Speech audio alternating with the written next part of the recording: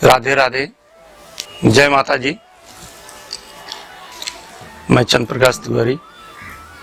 हमारे जजमान लोग भी हैं, हमसे कभी प्रश्न पूछते हैं कि पंडित जी हम बहुत परेशान चल रहे हैं, और उसके ऊपर मैंने उनको बताया ग्रह दशा तो जो है वो तो चल ही रहा है?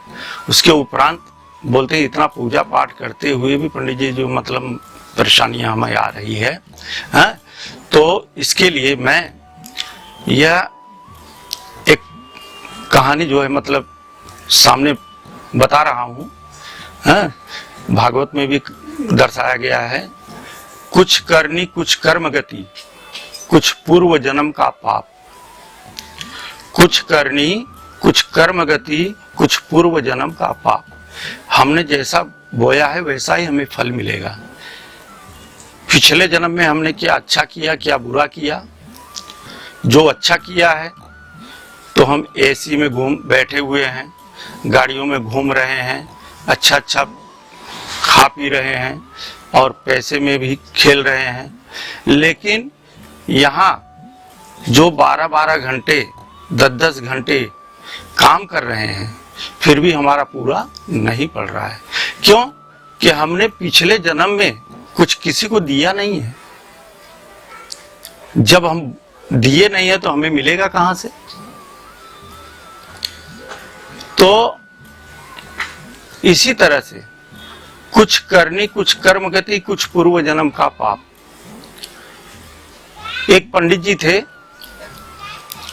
वह दिन भर भिक्षा मांगने के लिए जाते थे, लेकिन उनको दिया भर मिलता था, परिवार का पालन पोषण नहीं होता था। तो उन्होंने घर से 3 ढूढ़ी, आटे की गांव में ढूढ़ी बनती है, वो लेकर के चले, पंडिताइन ने दिया और एक कुएं के पास जाकर के बैठ गए कुएं के पास। तो पंडित जी ने लोटा और डोरी लेकर के स्नान ध्यान किया, भगवान का आराध्य किया। प्रार्थना करने के बाद तो तीनों ढूढ़ी एक साथ में रख दिए और उस कुएं में 3 दानव रहते थे और 3 दानों का काम था अलग अलग, कि हर मनुष्य जो भी कर्म करता है उसका जो है लेखा जोखा एक ले जाता है और एक ले आता है। जब एक जाएगा वापस आ गया तब दूसरा देखता रहेगा कि ये आदमी क्या कर रहा है, अच्छा कर रहा है या बुरा कर रहा है? तो वो जब आएगा तब ये जाएगा तो ये देखता रहेगा। इसी तरह से पंडित जी बोलते हैं कि एक खाऊं कि 2 खाऊं कि 3 खाऊं। 3 खाने के बाद तो दानों लोग बहुत घबरा गए, बोले भाई हमसे प्रबल कौन आदमी व्यक्ति है जो कि मतलब बोल रहा है कि 1 खाऊं कि 2 खाऊं, 3 को खा जाऊं। तो 3 के तीनों जन ने हाथ जोड़ करके कुएं में से बाहर निकले। पंडित जी देख के पंडित जी तो घबरा गए, बोले अब क्या?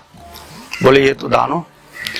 पंडित जी इधर अपने आप को डर रहे हैं, लेकिन सामने वाला दानव जो अपने आप को डर रहा है। तो पंडित जी से बोलता है, पंडित जी आप मुझे कृपा करके हमारी जान बख्श दीजिए, हमें 3 जन को मत खाइए। तब पंडित जी को थोड़ा हिम्मत आई, बोले ये तो मेरे से भी डर रहा है। तो बोले ठीक है, ये बताओ तुम्हारा क्या काम है? बोले कि मैं हर मनुष्य के कंधे पे रहता हूं और जो जैसा कर्म करता मैं उसका लेखा जोखा ऊपर ले जा करके लिखाता हूं। जब मैं आता हूं तब दूसरा भाई हमारा जाता है। और बोले तीसरा तुम्हारा क्या काम है? बोले मैं सबका संदेश जो है भगवान के पास ले जाता हूं, ले आता हूं। तो बोले ऐसे कैसे? तो बोले मैं दिन भर भिक्षा मांगता हूं तो भी हमारे परिवार का पालन पोषण नहीं हो पाता है। तो बोले ऐसे कैसे? बोले जाकर के तुम भगवान से पूछो कि ऐसा क्यों होता है मेरे साथ। तो भगवान के पास जब गया वो, तो जाकर के देखता है, जब खाता उसका खुला तो उसकी 100 साल की आयु, और उसने कुछ दान पुण्य किया नहीं था, और जो किया था उसी में उसको देना था, उसकी जीविका उसी में चलती, इसलिए वो दिया भर पाता था, क्योंकि 100 साल तक उसको जिंदा रहने का है। तो इसके बाद भगवान ने कहा भाई इसलिए जो है उसको दिया भर मिलता है। आकर के दानव फिर बताया, बोले पंडित जी ऐसा ऐसा है।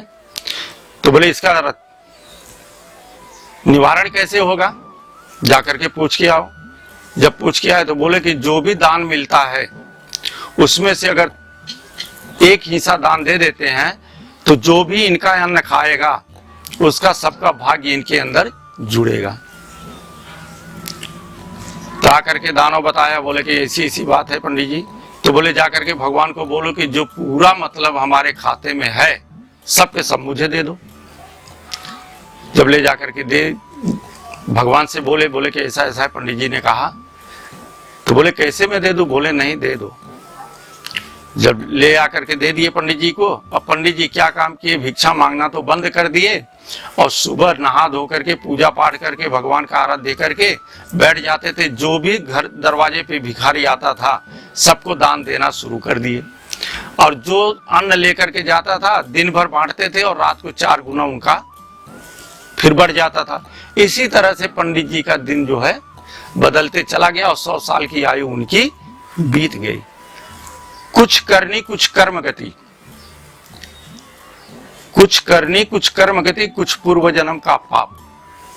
जो हम इस जन्म में अच्छा बुरा कर रहे हैं उसका परिणाम हमें भोगने को मिलेगा, लेकिन और जो इस जन्म में हम पा रहे हैं मिल रहा है हमें, ये हमारे पूर्व जन्म का बैंक बैलेंस है। जिस तरह से हम आज अपने बच्चों के लिए अपने परिवार के लिए पैसा कमाते हैं, बेईमानी करते हैं, शैतानी करते हैं या कुछ भी करते हैं कि हमारे बच्चों के लिए काम आएगा, तो वही चीजें वो धन जो है हमारा संचित रहता है। साथ में क्या जाता है, अच्छाई और बुराई, यही साथ में जाता है, इसके अलावा कुछ नहीं जाता है। जो दान पुण्य पूजा पाठ यज्ञ तप आप करोगे वही आपको जो है मिलेगा और उसी के अनुसार आपका पूर्व जन्म होगा। तो एक ऋषि थे, ऋषि वो तपस्या कर रहे थे, उनका दाहिने हाथ में माला चल रहा था। एक राजा आए आखेट खेलते हुए, शिकार करते हुए, और हिरण जो है निकल गया। तो ऋषि से बोले कि महाराज इधर से कोई जानवर गया क्या। तो बाएं हाथ से संकेत कर दिए। जब बाएं हाथ से संकेत किए तो बाएं तरफ जब राजा आगे बढ़े तो हिरण हाँफता हुआ भगा चला जा रहा था। तो जब राजा ने तीर से उसको मार दिया तो दूसरे जन्म में तो कुछ करनी कुछ कर्म गति, कुछ पूर्व जन्म का पाप। दूसरे जन्म में राजा जो है राजकुमार बने और हिरण बनी तलवार। और पंडित जी जो ऋषि थे वो दूसरे जन्म में ब्राह्मण के यहाँ जन्म लिए और वो उसी राज्य के जो है पुजारी घोषित किए गए थे। तो ठीक पंडित जी का नियम था कि 3:45 बजे उठ करके दैनिक क्रिया कर करके और सुबह 5 बजते बजते मंदिर का पूजा पाठ करते थे और फिर अपने अपने काम में लग जाते थे। एक जब राजकुमार का विवाह हुआ उस समय महल के चारों तरफ पहरा लगा हुआ था और राजकुमार और राजकुमारी दोनों जन जब शयन कक्ष में गए उस समय राजकुमार के गले पे, राजकुमार सोए हुए थे तो रानी जाकर के देखती है कि नंगी तलवार जो है राजकुमार के गले पे लटक रही है। अगर मैं पकड़ती हूं तो भी गला कटता है और राजकुमार को उठाती हूं तो भी गला कटता है, इसमें कोई संदेह नहीं था।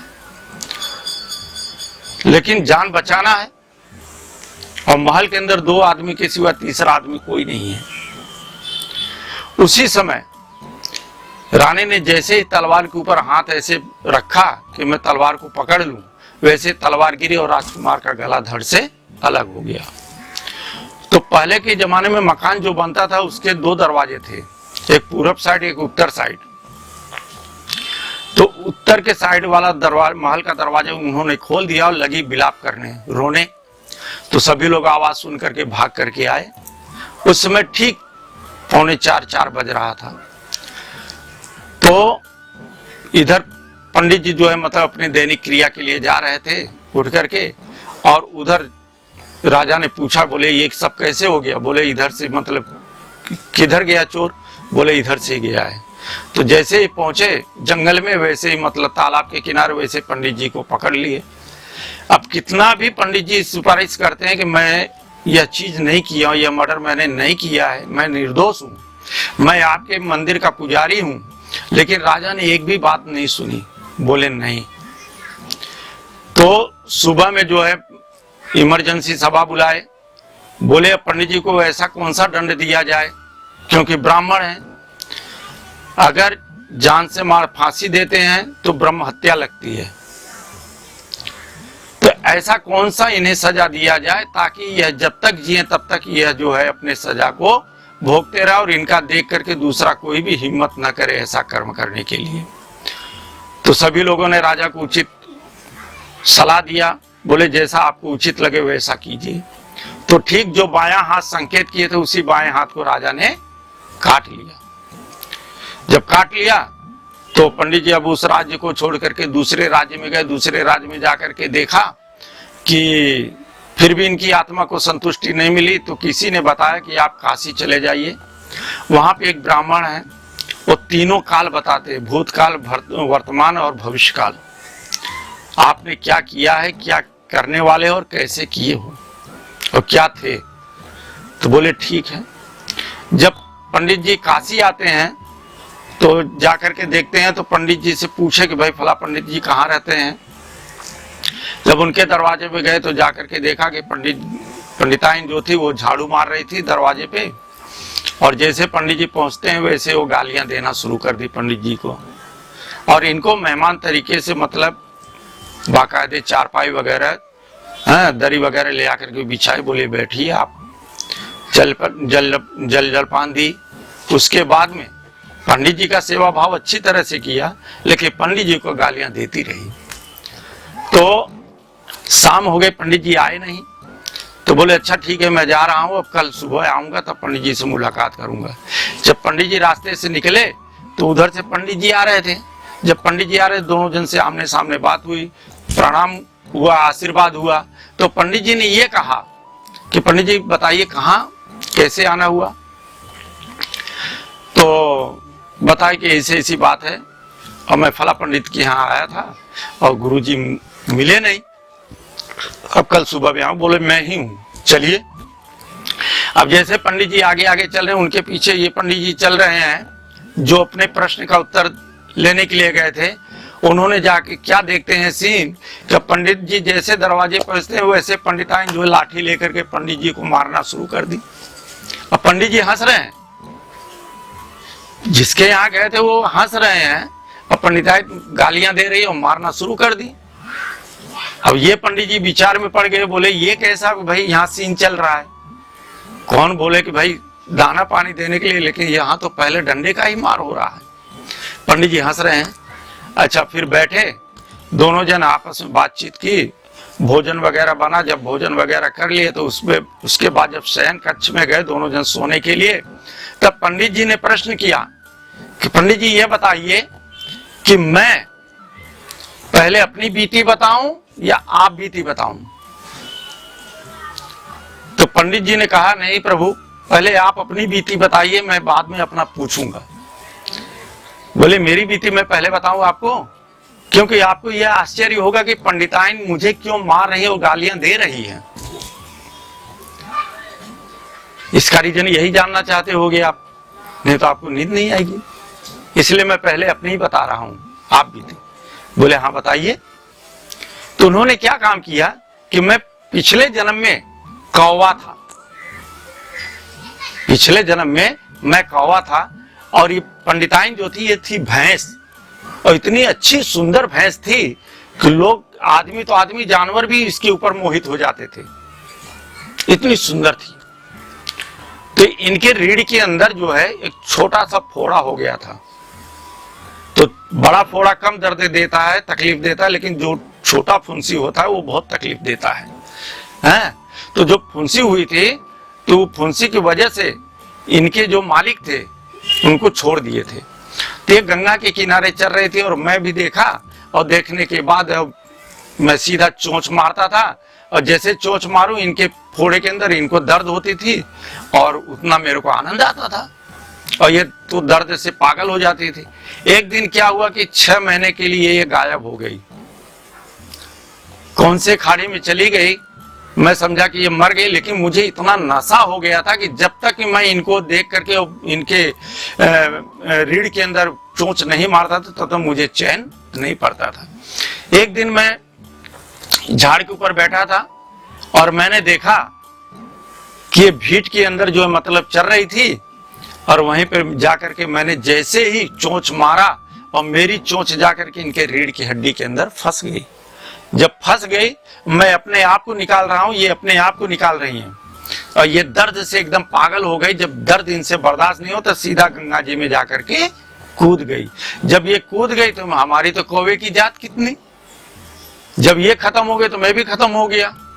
मरने के बाद फिर इन्होंने पुनः ब्राह्मण के घर में कन्या का जन्म लिया और मैं भी ब्राह्मण के घर में ब्राह्मण का जन्म लिया। तो आज हमारा और इनका जो जोग था वो एक हुआ है। इसलिए हमने पिछले जन्म में जैसा व्यवहार इनके साथ में किया था और वही व्यवहार आज ये हमारे साथ में कर रही हैं, तो मैं हंस करके क्यों गले न लगाऊं, क्योंकि मैंने भी तो पिछले जन्म में इनको पीड़ा दिया था। तो जो हम इस जन्म में कर्म अपना भोग रहे हैं, ये हमारे पूर्व जन्म का जो है करने का फल है। अच्छा कर्म करे हैं तो अच्छा फल पा रहे हैं, बुरा कर्म करेंगे तो बुरा फल पाएंगे। और मैं ये आग्रह करना चाहता हूं, जहां तक हो सके तहां तक आप अपना यह जन्म जो है सुधारिए, बनाइए। दान पुण्य पूजा पाठ यज्ञ तप जहां तक हो सके वहां तक आप कीजिए। अगर आपके पास 1 रुपए है तो 1 रुपए में से आप 4 आना या 10 पैसा दान दे दीजिए। क्यों? कि वही आपके पास वही संचित धन आपको मिलेगा, वही आपका बैंक बैलेंस होगा। भूखे को खाना खिला दीजिए, जो वस्त्रहीन उनको वस्त्र दे दीजिए, हाँ? और जो जितना हो सके निस्वार्थ भाव से लोगों का मदद कीजिए। अब इसी बात की मैं विराम लेता हूं। राधे राधे, जय माता जी।